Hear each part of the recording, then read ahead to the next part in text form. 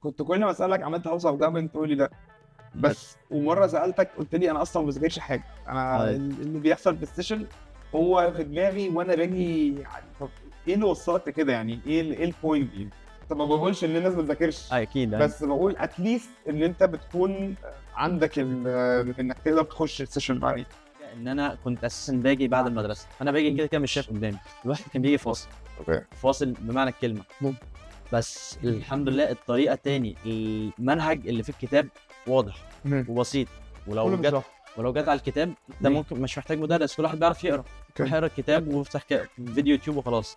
الطريقه اللي كانت بتقدمني والمتابعه اللي هي زي ما قلت ان لم تكن ويكلي بتبقى اساسا يعني مرتين في الاسبوع، الحصتين بتوع الاسبوع، فهي كانت بتغصبك ان المعلومه بتتثبت غصب عنك، تفضل تتردد. انا فاكر كنت احيانا في المدرسه وافضل الكلام اللي انا سمعته في الحصه بيفضل يتردد من نفسه، يعني مثلا سرحت في الحيط افتكرت حاجه اتقالت، افتكرت حاجه كتبتها، افتكرت حاجه سمعتها، كلها كان من الدروس والحاجات الزياده اللي بتتقدم والاوبنجن الزياده والكلام ده كله.